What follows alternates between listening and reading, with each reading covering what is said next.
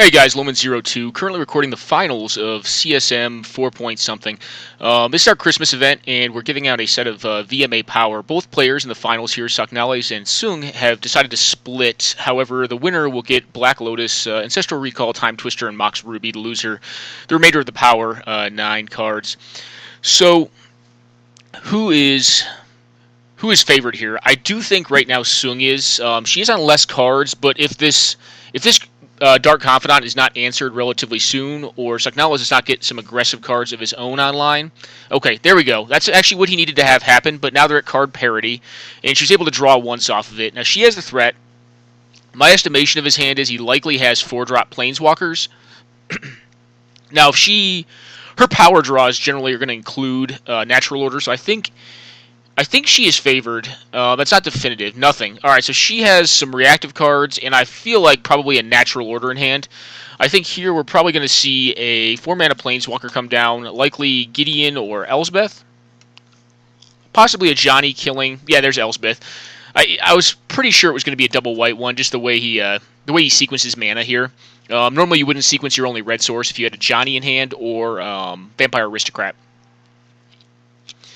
Well, she can't counter this, but if she hits her land drop, I think she is in a Natural Order draw. Just because she didn't play a threat there, which means she probably has some reactive cards, and then, a Natural Order to get into, ideally for her, a Primeval Titan. So worst draws in her deck are the Primeval Titan, namely because, okay, we're going to see an Avid Mind Sensor, which means that she can put pressure on the Elsbeth. So actually, maybe she does not. Maybe I misread this.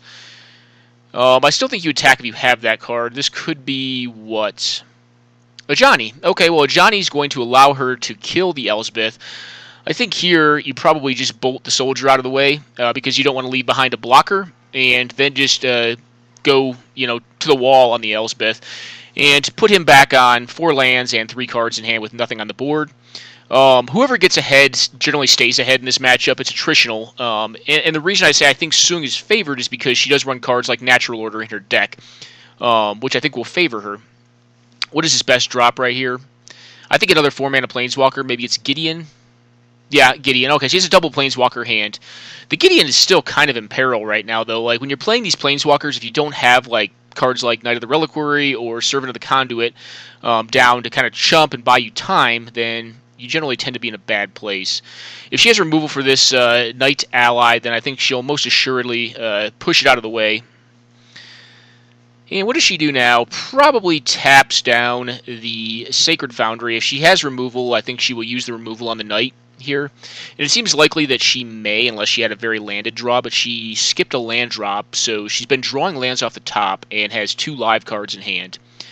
She also had the benefit of getting an Inquisition early.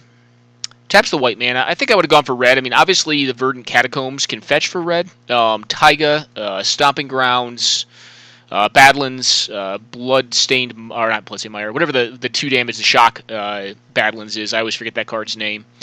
Blood Crypt, I believe. So it's got a few options there if you tap down the Sacred Foundry. So she's debating her line of play here.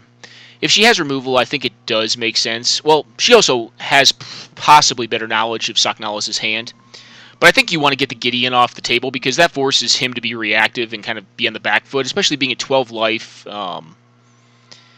Plus, your Johnny is now at 2 counters, so if you really had to, his creatures are not going to be large, but if you really had to, you could bolt another threat out of the way next turn. Oh, well, there's that too. So they both have lifelink. And he can fire up the Gideon to kill one of the Planeswalkers, if she's even attacking the Gideon. I mean, it almost could make sense to attack the, yeah, there you go, to attack his face. I mean, that may be greedy, but certainly behind in the race. Sorin, Solemn Visitor, a very strong card.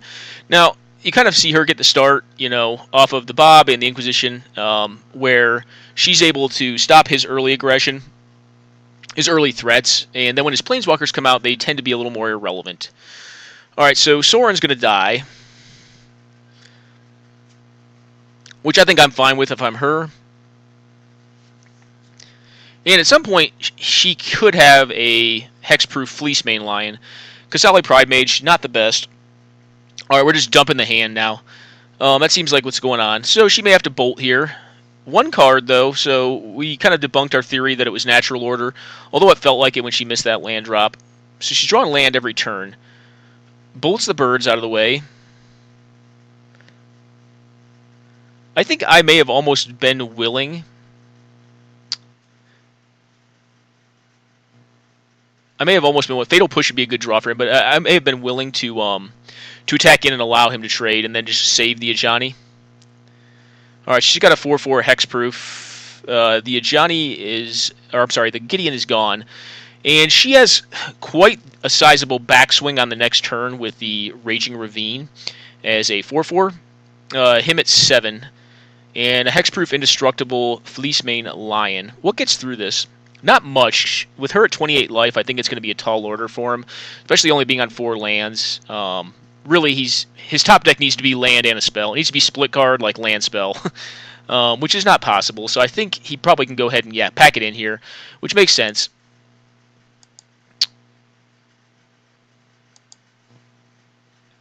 And this is actually...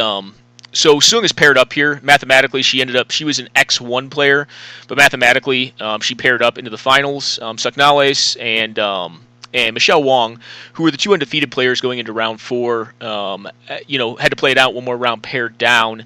And Socanelas beat his white weenie opponent, and Michelle, unfortunately for her, lost to red deck wins. So quick pause, guys, while they board, and we'll be right back. Alright guys, live again. Socanelas is mulligan down to 6 on the play. Not good for him. Does not bode well.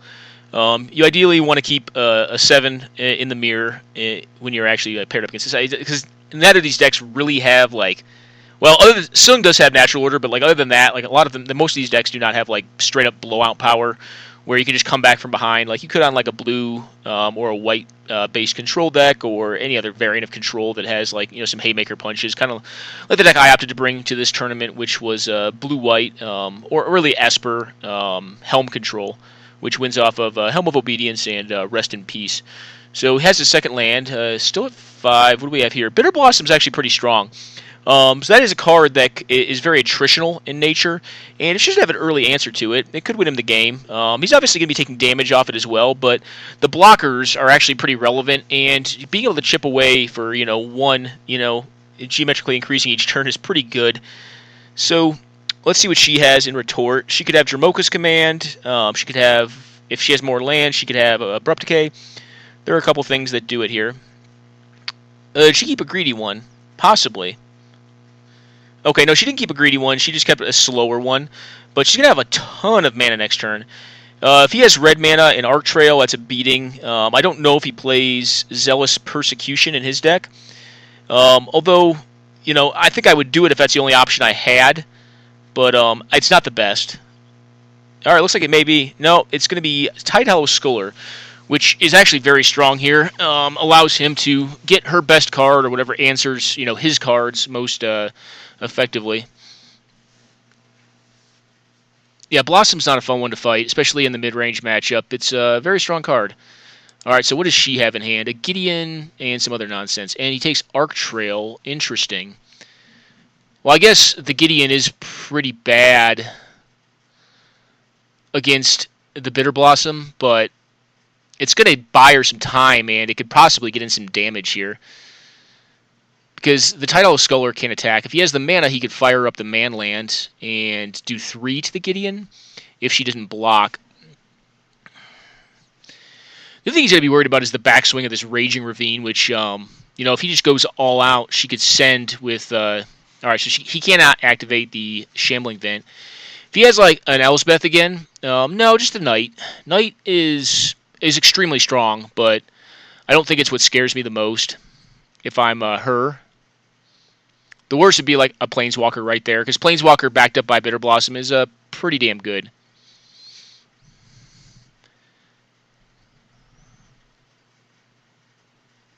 So right now it actually looks like Socanelas is favored, Bitter Blossom being very strong. We know she drew that for the turn because of what she revealed off Tidehollow Sculler. Yep, makes sense. You're going to pressure him as much as you can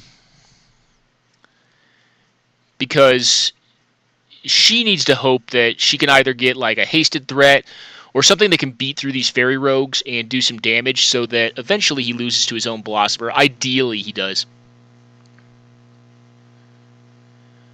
Yeah, I think you send with both, and like depending, maybe you should do this last turn, this forest last turn. I don't like showing it. I think I would have just played the Badlands out. What could she have? If it's natural order, I mean that's a huge game. So, all right, her own Knight of the Reliquary. All right, so we're having a night fight. Um, so his knight cannot attack now. What does she get with it? Possibly Wasteland to take him off black mana. Well, the Shambling Ven is now activatable, if you will.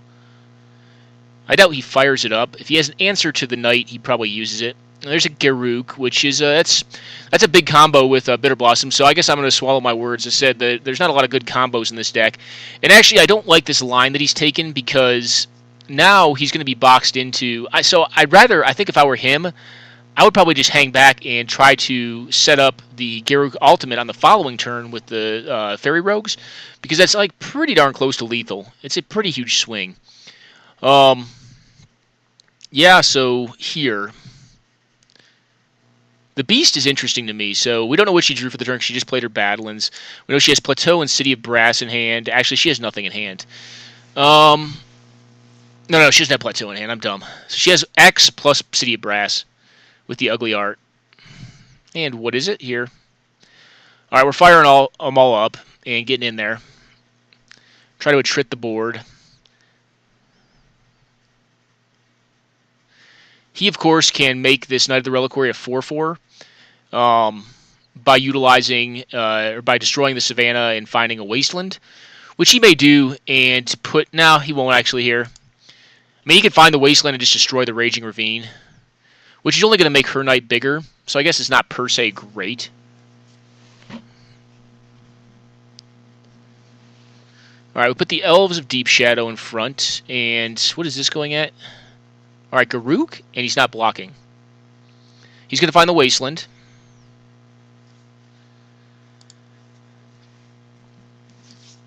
I can't think of a way to protect this. Unless she, like, fetches crop rotations. I don't know, like, to stay at land parity and not lose something here. This is most assuredly going to be a Wasteland, I think, though. Yeah. So Wasteland takes out the Raging Ravine. Trying to fight her on or him on mana is going to be rough because he has the Garruk.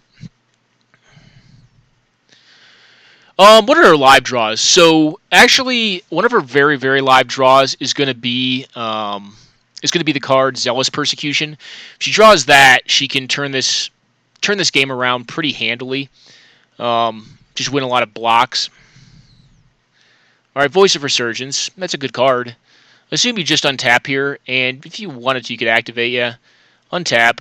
That's why I did like the Beast, because like this turn I think could have been lethal. I don't think he needed to make the Beast. Because the Knight's still a decent blocker, so yep, they're swinging into the Gideon.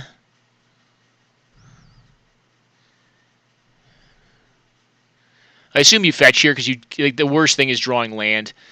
Assume you fetch for fetch, maybe. If he had, yeah, he doesn't obviously have any cards in hand. As I say, if he had Aven Mind Sensor, he would have already used it at this point. What else could get her out of this? I mean, at this point, not a ton. All right, okay, that's actually a good play too. I like that. The Horizon Canopy play. Did you find what you needed? 4 cards in hand. That's a significant amount. Takes the damage. Interesting. I don't think she's running, what's the card called? I can't think of it right now. Dragon's Breath, I want to say. Oh, Primeval Titan. That's a big card. And it's going to keep the Garruk from Ultimate. Yeah, it feels like it. You probably swing with the Gideon this turn just to protect it. Now she has the same line of play. To utilize the Knight of the Reliquary to kill the Shambling Ven after proposing blocks. All right, a bunch of Manlands. And I think you still fire up the Gideon. Primeval Titan is kind of like the crux of why I think her deck is going to tend to be favored. The card and Elspeth are like two of the hardest cards I think for this style of deck to beat. The Knight actually wins in a fight against her Knight if she opted to attack. I don't think she will here though because she wants to force some bad attacks out of him, I think. Although killing the Voice here is not even that great. I think he'll probably jump in front with Voice and try to make a 7/7 or whatever. It's going to be 8/8 next turn. Yeah, 7/7.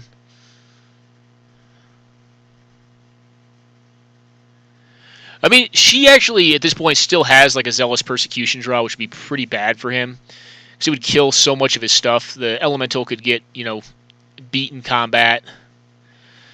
What else could she have? I mean, answering the Bitter Blossom right now seems kind of superfluous to me because it's already made enough tokens that I think, what it needed to do for the game has already happened.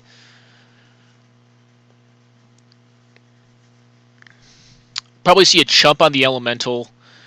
Knight can get bigger than Primeval Titan, so it'd be Knight trading for Knight. And I don't think she wants to give him Arc Trail back, so I don't think the Tidehollow Sculler gets in there. Although that card's actually not even bad because you could utilize it to ping the Garrick or remove 2 Fairy Rogues, which is not an irrelevant play because... Okay, just another nonsense critter.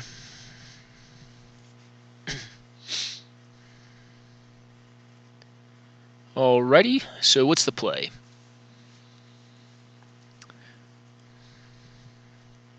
Okay, the Garruk is primed to go ultimate on the following turn.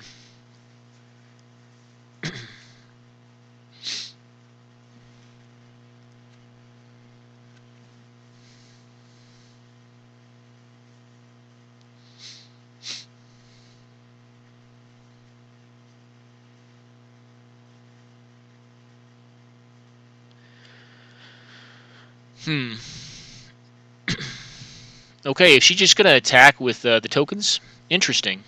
Or he, I'm sorry. It's interesting to me. Maybe he has like an Arc Trail or something like that, and he can remove one of the Dorks and kill the Gideon. Or kill the ally token and kill the Gideon. Yep, you're going to fetch here for possibly fetch just to thin the deck. I'm trying to think of any other utility lands. Wasteland's an option to limit blocks, but I think with what she's got, maybe she doesn't need mana. Caracas, does that do anything? No. Could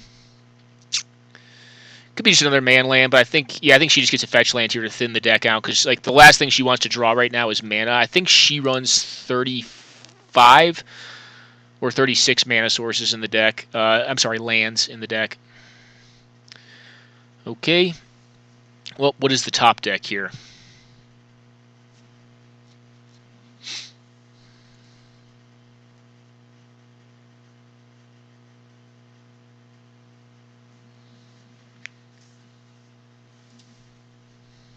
Well, land's not a good thing to see of the 3 cards she has in hand. Fyndhorn Elves is also pretty bad.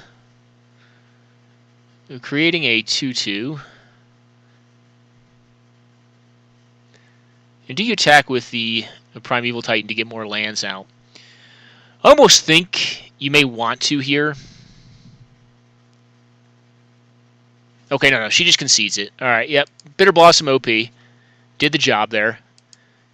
Quick pause, guys, and we'll be right back once they're... Alright, guys, we're back. And let's see what happens this time. So, Stsung will be on the play. Stsung is deciding on whether to mulligan to 5 cards. That's not very good for her.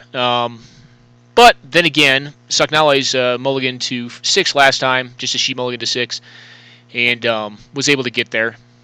Alright, Mana Dork. Could possibly see a Fatal Push. Nope, okay, nothing. Alright, Plateau. Do we have a threat?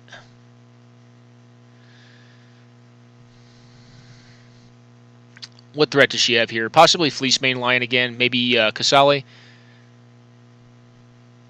Nope, just Tidehollow Sculler. That's not a bad one to have because it's going to allow her to, one, let us know what the hell is going on in his hand, and also to kind of mitigate, the card, the advantage he has on being 2 cards up right now. Obviously not quite as good as a Bitter Blossom on turn 2, but... Alright, she has a bunch of land. Alright, and she took the Kolaghan's command. So she says Lotus Cobra, Courser of Crufix, Wasteland. Interesting line here to me. So he's going to Wasteland here and try to limit her on mana, taking away the green source. So he's looking to draw at least, because he doesn't really have good threats. He just has a ton of mana, is really what he has. So, what's next for her? If she misses on lands this turn, the game's over. Well, looks like the game is over. That sucks. That sometimes happens. Wasteland can stop games before they start.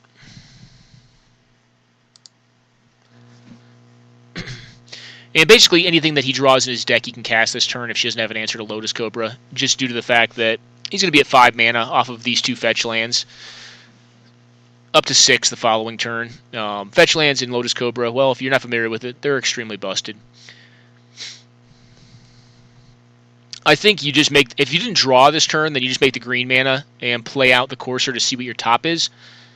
Okay, well, he must have something else to do. If he doesn't, I don't like this line whatsoever, because you want to see your top deck with Courser. You're not going to get a land off of it regardless, but if it is land, you can actually shuffle there with the Polluted Delta and lose a little value on the Lotus Cobra, but get better value and see what your top deck is, which I think is a stronger line, unless he drew like a removal spell or a Planeswalker or something like that. What is her best draw? Land into Arc Trail on both these nonsenses would be good. That'd be a start.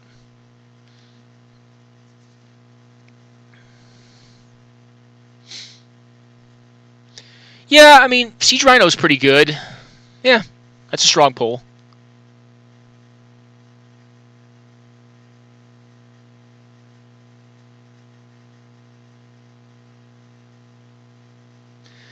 Tapped land ain't going to get the job done, though. I think she's probably done here.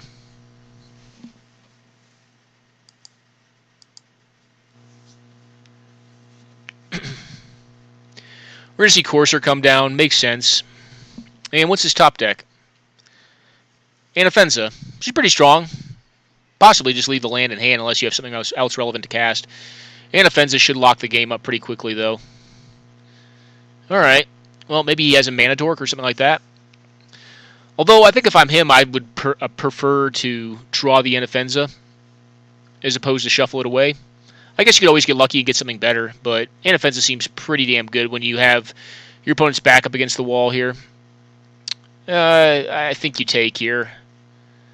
I guess you could trade. 6. I mean, she's got to block next turn or else she's dead.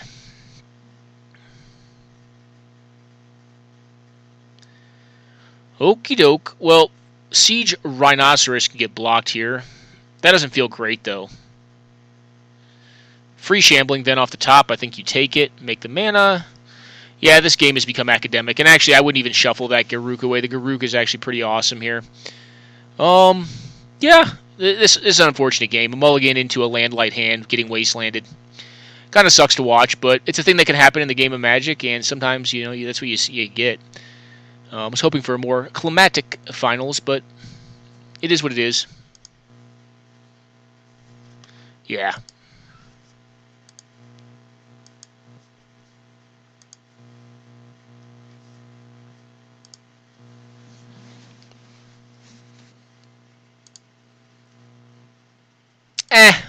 I don't know, man. I think they were kind of lopsided. Just my opinion. Yeah, I mean, I kind of agree with her. Yeah. I mean, when you're winning against Mana Screw, it doesn't really seem like a great game to me, but I don't know. I'd rather see both decks do their thing. And what could she draw here? She's taking 4. Couldn't even draw Black Mana Source and cast Toxic Deluge here.